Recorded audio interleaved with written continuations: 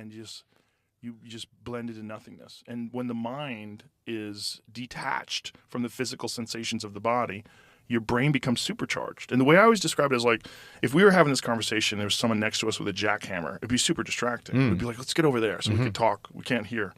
But everything is input. The sensory input of your butt touching this chair, right? Your hands touching this desk, the earphones on, the microphone in front of your face. I got out we started looking in May of 2020, like right when they expanded, 2 weeks to flatten the curve, and it got to a month and a half, and I was like, oh, this is not going away. And I started seeing that there was other places where they were taking a more sane approach. I immediately started looking. But I had been thinking about getting out of LA anyway. Just that I get anxiety about the sheer numbers of people. There's the traffic, just the untenable volume of human beings was just like, there's a certain level of anxiety that comes with that. That when I would go to other places, like if I would go to Montana or I would go to like Utah, it was like, oh, this feels better. Like, this is relaxing. There's like less humans. I hear that. You did live in the boondocks, did you not? I lived a little outside. Like, I didn't live in the city, but so it was nice that I got my little break there. But I was always aware it was around the corner. It was always there. I mean, I was living near. There was a lot of like owls and coyotes and mountain lions. There's a lot of shit out where I live. Those are my people. Yeah. Those are my people. You're naming my people. Creatures. Yes. Yeah. There's a lot of that here. Yeah. Yeah. The traffic thing is hell. I ride a motorcycle to circumvent as much of it as possible. Really? Every day. Wow. Every day, unless it's freezing or raining. That is a wild thing to do in Los Angeles, to ride a motorcycle, because there's so many people on their phone and there's so many cars.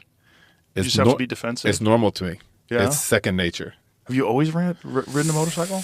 I started off crashing mini bikes through backyard fences in Michigan, and I put it down for a while. And then sometime in the 80s, Chad Smith showed up on a Suzuki. And I was like, let me try that big bike. And I was hooked. Wow. Yes. So you just get around on motorcycles? I do, on a cop bike. Really? Yeah, it's the bike that the California Highway Patrol use. So it's a big cruiser. It's big. It has a windshield. It's fast. It handles like a magic carpet. Yeah? Yeah, I love it. Wow. Yes. Do you have a car too, or do you only... No, I have a couple of cars. But it's a pain in the ass, like to go down the PCH and just wait for an hour to go somewhere. That's the thing about LA too. You're allowed to split the lanes. And people are starting to recognize, like, oh, there's a bike. I have to make space. Yeah. Well, that's nice. Yes. Some people are dicks, though. They just like... Yeah. Oh, yeah. Scoot over so you can't go by. I have moments. It's also an opportunity to see where I'm at as a human being. Like, do I want to kill these people, or do I just want to... Forgive them. Just forgive them and carry on with my life. Yeah, not that's worry better. about it. It's better. It's a little opportunity to just exercise that aspect of your thought. Yeah. Also in a car. Yeah. Yeah. Oh, yeah, for sure. Who am I? Well, that's one of the nice things about here. Like, people let you in. It's so different. They let you in the lane. They wave. It's like it's a different... Like, they're more friendly. People feel like... I think in Los Angeles, the problem is there's so many human beings that human beings become a bother. Like, God, there's so many people. Whereas here, it's only like 1 million people. So it's like people are just a little bit more appreciative of each other. There's not that level of tension. This is what I hear. I had a conversation with God. Two things is what's really phenomenal. Because what Lilly, he invented the sensory deprivation tank because he was trying to figure out a way to separate the mind from any of the physical input of the body. It works. It does work. Probably without LSD. Oh, it definitely does without LSD. Yeah. Yeah, it's one of the best ways to achieve a psychedelic state without any drugs. And also, you can end it at any time. Just open the door. And it's over. It's not like you have to come down from it. It just goes away. I had to come down on that day. Oh, yeah? Yeah, I had to get home. I bet you did. How'd you get home? It was tough. It was tough. The roads were disappearing under the car. You have a tank here in the office, or? It's in the gym. Okay. Yeah, it's right next door. I'll show it to you. Okay. It's awesome. It's from Los Angeles. There's a place called the Float Lab. Yeah. It's in Venice. It's the premier Okay. float destination on Earth. My friend Crash runs it. It's incredible. And Crash is a mad scientist, and he's developed a sensory deprivation tank that's like super advanced with like ozone filtration and The water filtration is like he gets these systems that are from like commercial water filtration for like people's drinking water and shit. And he has this whole process of, and then it's a giant tank too. It's like a meat freezer. Size of this room? No. It's like from this back to there. But it's like nice and wide where you could reach out, you touch this side and touch that side, so you sort of center yourself. How about in the water. just floating on water? Yeah, pretty good. It's amazing, and there's 1,000 pounds of Epsom salts in there, so you're very buoyant. You just body temp. Body temp. You don't feel degrees, it. You don't feel it. It's incredible. Dark. Yeah, pitch black. Yep. Yeah, and you just blend into nothingness. And when the mind is detached from the physical sensations of the body, your brain becomes supercharged. And the way I always describe it is like, if we were having this conversation, there was someone next to us with a jackhammer, it'd be super distracting. It'd be like, let's get over there so we can talk. We can't hear. But everything is input. The sensory input of your butt touching this chair, right? Your hands touching this desk, the earphones on, the microphone in front of your face, the physical space, the you and I exchanging social cues and communicating with sound, like all that stuff is input. Well, in the sensory deprivation tank, there's none, zero. And then with the water being the same temperature as your skin, it feels like you're flying. That was my experience. It's amazing. On acid, it must be insane. I've never done it on acid. I think it just, exacerbated the whole aspect of what you're talking about, where there's no body. Yeah. Your brain is free to go wherever it likes. I loved it all day, every day. Yeah. I'm a super fan. I agree. I'm not really a big fan of fist fights. No. It's fist fights in the street. I'm like, God, don't do that. Don't do that. Yeah, it's just like there's nothing in there for you. Don't do it. Yeah. And it's like just bravado and nonsense and just. But what I call fighting, like what I call it, a high-level problem solving with dire physical consequences. And that's really what it is. It's like, to me, it's like just like this ultimately exciting endeavor. And I love it when someone like you appreciates it. It was very exciting for me to see you there because I was a giant fan of Chili Peppers, and to see that you actually appreciate it. You weren't just a guy there for a scene. Because there's a lot of people that go there, they're just there for an event, which is great, fine. It's a great event. It's wild to see. But you actually were asking questions, and you were really into it, Still am. Yeah. It does not fade. No.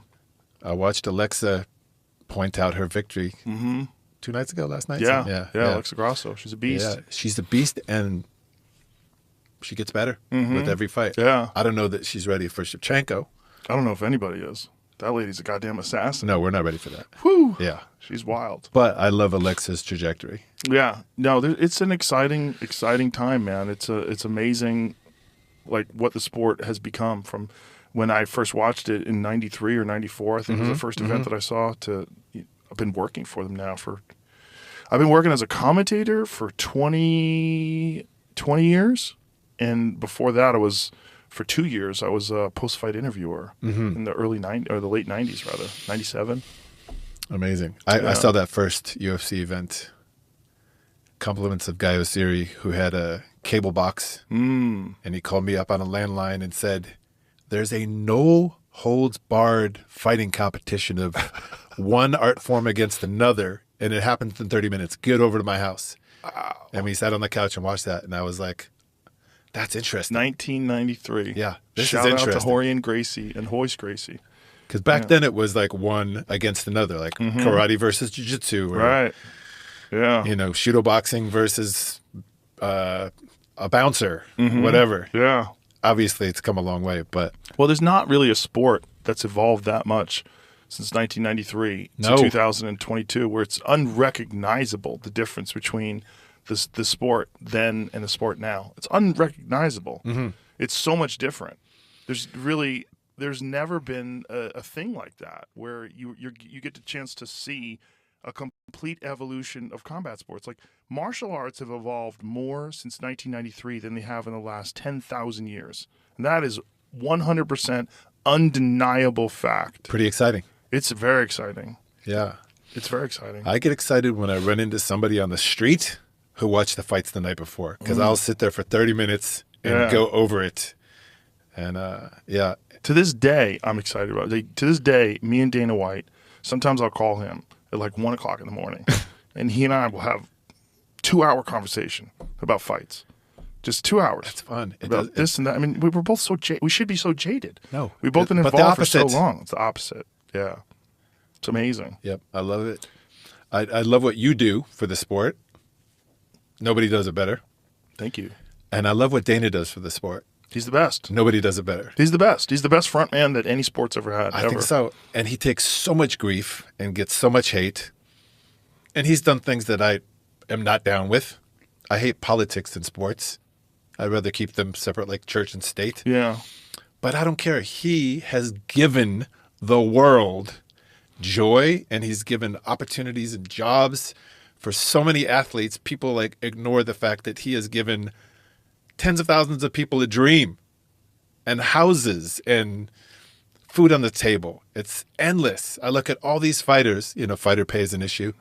Yeah, I want fighters to get paid.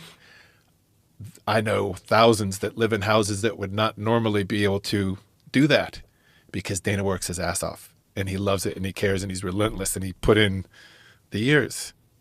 So many props to him for bringing those dreams to life. And I feel like I have to balance out some of the hate he gets. Yeah, well, he's going to get hate no matter what you do. You're a person in a position like he's in, position of prominence. Mm-hmm. And, whether or not the criticism is valid, what is valid is the praise. When I introduce him, when I do the weigh-ins, Mm-hmm. I always say, without him, none of this would be possible. Because it's true. Yep. I know what that guy's done. I know the work that he's put in. I know how hard he's worked. And also, he's a guy who doesn't bow down to bullshit. He doesn't back off.